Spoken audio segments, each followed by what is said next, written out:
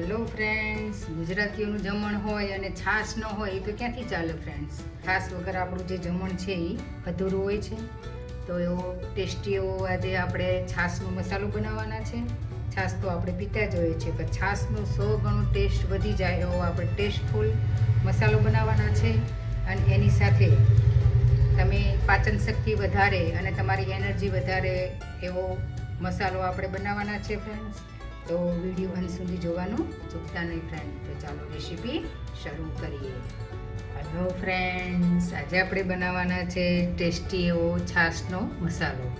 તો એના માટે આપણે શું શું જોઈશે એ પહેલાં જોઈ લઈએ. મેં અહીંયા લીધું છે લીમડાનો પાવડર. તો 100 ગ્રામ મેં મીઠો લીમડો લીધો હતો, એનો મેં પાવડર કરી લીધો છે. અને અહીંયા મેં ધાણાભાજી લીધી હતી 3 જોડી, એનો મેં પાવડર કરી લીધો છે. અને ફુદીનાની 5 જોડી લીધી હતી, એનો મેં પાવડર કરી લીધો છે. વિડીયો લાંબો ન થાય એટલા માટે મેં પાવડર બનાવીને તૈયાર રાખ્યો છે. ત્યાર પછી 50 ગ્રામ આખા ધાણા છે, 50 ગ્રામ જીરું છે, 40 ગ્રામ સંચળ છે અને 10 ગ્રામ છે એ સિંધા નમક છે. તમે બધું સંચળ બી લઈ શકો છો અને બધું સિંધા નમક પણ લઈ શકો છો. બંને થઈને 50 ગ્રામ છે.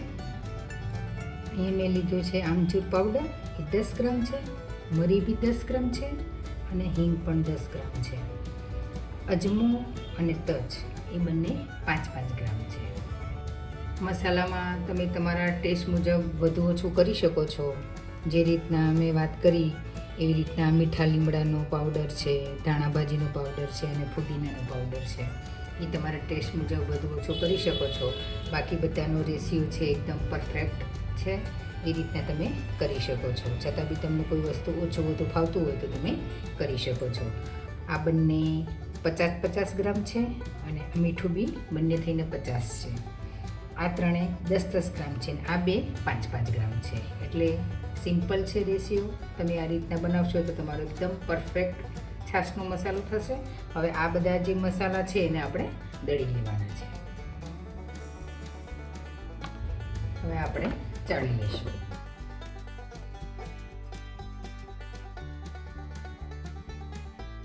આની સાથે આપણે જીરું બી એડ કરી દઈએ, તો મરી બી એડ કરી દઈએ, અજમો ને તજ બી એડ કરી દઈએ, એટલે સાથે પીસાઈ જાય. ચાળતા જશું અને પીસતા જઈશું.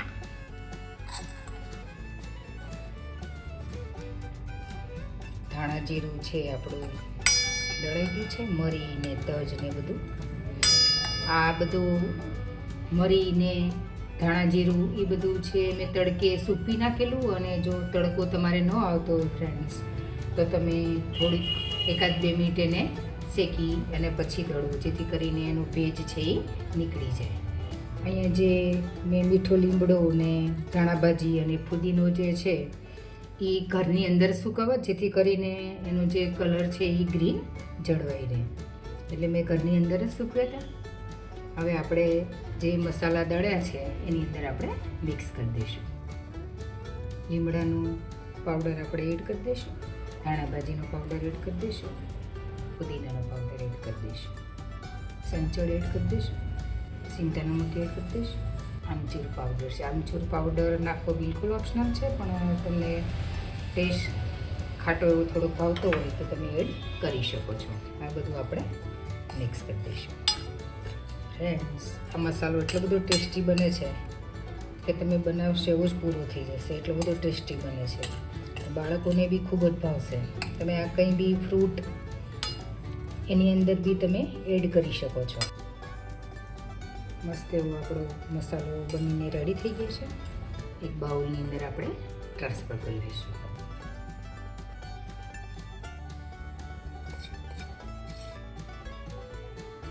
જોયું ને ફ્રેન્ડ્સ, બજાર કરતાં બી સસ્તો અને ટેસ્ટી એવો આપણો છાશનો મસાલો બનીને રેડી થઈ ગયો છે. તમે જોઈ શકો છો એકદમ મસ્ત એનો કલર બી આવે છે.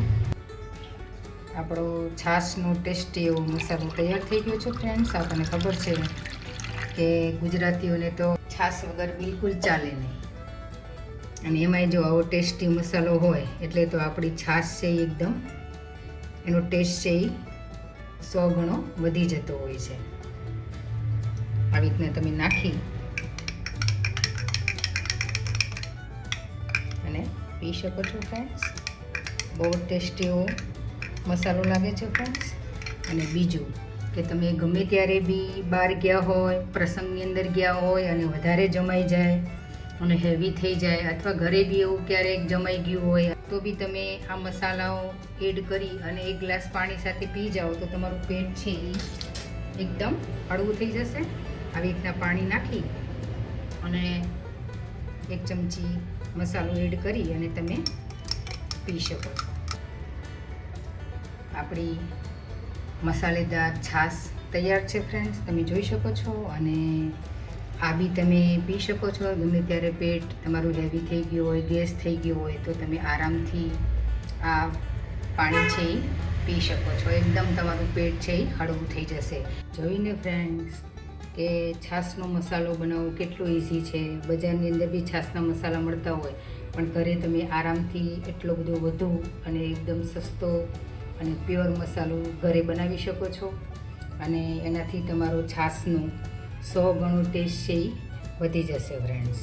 તો જરૂરથી ટ્રાય કરજો. બહુ જ ફાઇન એવો મસાલો બને છે અને આખું વરસ તમે આને સ્ટોર ફ્રેન્ડ્સ કરી શકો છો. કોઈ એરટાઇટ બરણીની અંદર ભરી અને તમે આને પેક કરીને મૂકી શકો છો. તો આખું વરસ તમારો જે મસાલો છે એ બગડશે નહીં. તો ફ્રેન્ડ્સ, વિડીયો સારો લાગે તો ફ્રેન્ડ્સ અને ફેમિલીમાં જરૂરથી શેર કરજો. તો મળીએ આવા જ અવનવા વિડીયો સાથે. તો બધા ફ્રેન્ડને જય શ્રી કૃષ્ણ. આવજો.